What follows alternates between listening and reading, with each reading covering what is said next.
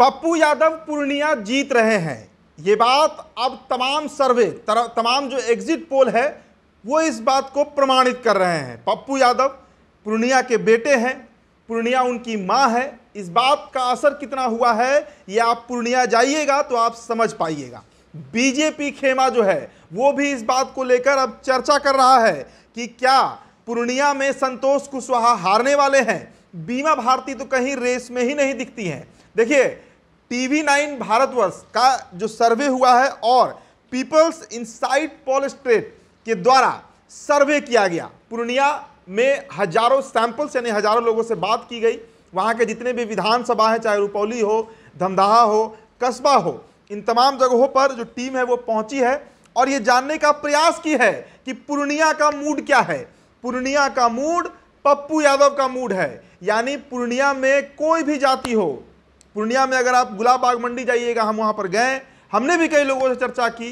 पूर्णिया के आप कस्बा इलाके में चले जाइए, मुस्लिम बाहुल्य है। रुपौली चले जाइए जहां पर धानुक और अति पिछड़ा बाहुल्य है, ऐसे कई इलाके हैं। वहां पर सभी के सभी एक साथ ये बात कह रहे हैं कि पप्पू यादव के साथ छल हुआ है, आरजेडी ने छल किया है और उस छल का बदला पूर्णिया लेकर रहेगा। देखिए, पप्पू यादव 3 बार निर्दलीय भी जीत चुके हैं, पूर्णिया जीत चुके हैं, मधेपुरा भी जीते हैं 2 बार, 5 बार के सांसद रहे हैं, बेस्ट एमपी का अवार्ड ले चुके हैं। और सबसे बड़ी बात, अगर आपसे पूछा जाए कि बिहार में कोई जन नेता का नाम बताइए जो हर जाति धर्म से ऊपर उठकर आपके साथ स्टैंड लेता हो, तो वो नाम सिर्फ और सिर्फ पप्पू यादव है। पप्पू यादव जिनके साथ आरजेडी ने धोखा किया, लालू प्रसाद यादव ने धोखा किया। धोखा कैसे किया ये भी आप समझिए। उनके पार्टी जन अधिकार पार्टी को कांग्रेस में विलय करा दिया गया, यह आश्वासन देकर कि उन्हें पूर्णिया मिलेगा। लेकिन जैसे ही उनकी पार्टी का विलय होता है, उसके अगले ही दिन बीमा भारती जो कि जदयू से रुपौली विधायक हैं, उनको लालू यादव बुलाते हैं, तेजस्वी यादव उनको पार्टी ज्वाइन कराते हैं और लालू प्रसाद यादव उसी दिन उनको सिंबल दे दिया जाता है। हालांकि इसके बाद 5 दिन तक ये कंफ्यूजन बना रहा, छलावा करते रहा गया पप्पू यादव के साथ। लेकिन जब बात स्पष्ट हो गई कि बीमा भारती ही प्रत्याशी बनेंगी पूर्णिया से, तब पप्पू यादव बागी हो जाते हैं। और उसके बाद पप्पू यादव का नामांकन भी ऐतिहासिक रहा। इस बात को गौर करिएगा, पप्पू यादव ने जो नामांकन किया वो बिहार में, देखिए उस तरीके का नामांकन का जो पैटर्न है, जहाँ तक हमारी समझ है, मेरी समझ है, वो साउथ में दिखता है। यानी दक्षिण भारत में लोग अपने नेता के लिए इतना दीवाने होते हैं, पागल होते हैं। वो अगर बिहार में किसी नेता को नसीब है तो वो पप्पू यादव को है। देखिए, नरेंद्र मोदी की मैं बात नहीं कर रहा हूँ, मैं बिहार के परिप्रेक्ष्य में बिहार के नेताओं की बात कर रहा हूँ। यहाँ के जो 40 सांसद हैं, विधायक है या कोई भी है, इस तरीके का नामांकन सिर्फ पप्पू यादव का ही देखने को मिला।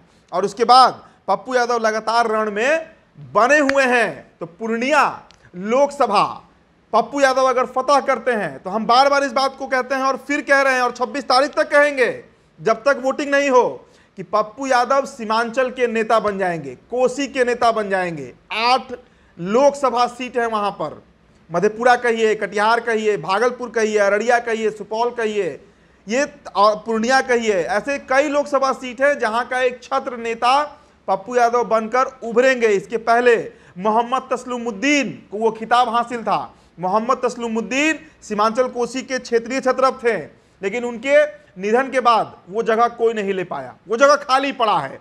और अब जिस तरीके का समीकरण बन रहा है, एक जन नेता पप्पू यादव जो है वो पूर्णिया में इस तरीके से अड़े हुए हैं कि वो लग रहा है जैसे वो पूर्णिया जीत ही जाएंगे। लड़ाई वहां पर त्रिकोणीय कहा जा रहा है। जदयू यानी एनडीए समर्थित प्रत्याशी संतोष कुशवाहा है, आरजेडी समर्थित महागठबंधन से बीमा भारती है आरजेडी के सिंबल पर, और जनता की तरफ से, पीपल्स वॉइस की तरफ से पप्पू यादव जो है वो रण में है। देखिए, जो सर्वे किया गया है उस ओपिनियन पोल के बारे में थोड़ा आपको बता दें तो ओपिनियन पोल के मुताबिक बिहार में एनडीए को कुल 31 सीटें मिल सकती हैं, यानी दावे से 9 सीट कम, और जो महागठबंधन है उनको 7 सीट मिल सकता है। इसके अलावा 2 सीट जो है उसमें कांग्रेस और 1 सीट निर्दलीय को जाते हुए दिख रहा है, और वो निर्दलीय पप्पू यादव हैं। आरजेडी कई सीटों पर इस तरह के का खेल की है। आप नवादा, हम अभी 4 दिन नवादा और जमुई रह कर आए, नवादा का समीकरण भी हमें वही दिखा। विनोद यादव वहां पर टक्कर दे रहे हैं, विनोद यादव वहां पर श्रवण कुशवाहा पर भारी पड़ रहे हैं। ठीक उसी तरीके से जिस तरीके से बीमा भारती पर पप्पू यादव भारी नहीं, बहुत भारी पड़ रहे हैं। तो पूर्णिया का रण जो है अब आप चूंकि कल फर्स्ट फेज का वोटिंग है बिहार के 4 लोकसभा सीटों पर, जमुई, नवादा, औरंगाबाद और गया। उसके बाद सेकंड फेज का वोटिंग जो है वो 26 तारीख को होगा। पप्पू यादव रण में है। और कल देखिए, कल रामनवमी का भी जो दृश्य दिखा वो भी ऐतिहासिक था। पप्पू यादव किसी का भी धर्म हो, कोई भी पूजा हो, चाहे आदिवासियों के संग नाचना हो या हिंदुओं के सबसे बड़े इष्ट देव रामनवमी का सम्मेलन हो, सभी जगह पप्पू यादव पहुंच रहे हैं, पहुंचते हैं भी। और यही कारण है कि पूर्णिया में अब इस बात से इनकार नहीं किया जा सकता कि आज सबसे स्ट्रॉन्ग कंटेंडर वहां पर पप्पू यादव है। और ये बात बीजेपी के नेताओं के बीच भी चर्चा है, हमने अपने कान से सुना है। बीजेपी के प्रदेश उपाध्यक्ष तक के जो लोग हैं वो भी इस बात को एडमिट कर रहे हैं, मान रहे हैं कि पूर्णिया में नरेंद्र मोदी भले ही प्रचार करने पहुंचे थे, लेकिन उसका भी असर नहीं होने जा रहा है। पूर्णिया ने मन बना लिया है कि जीतेगा तो पप्पू यादव ही जीतेगा। पप्पू यादव से जुड़ा हर खबर आपको द बिहार टॉप पर मिलेगा। हमारी टीम भी आज वहां पहुंच रही है।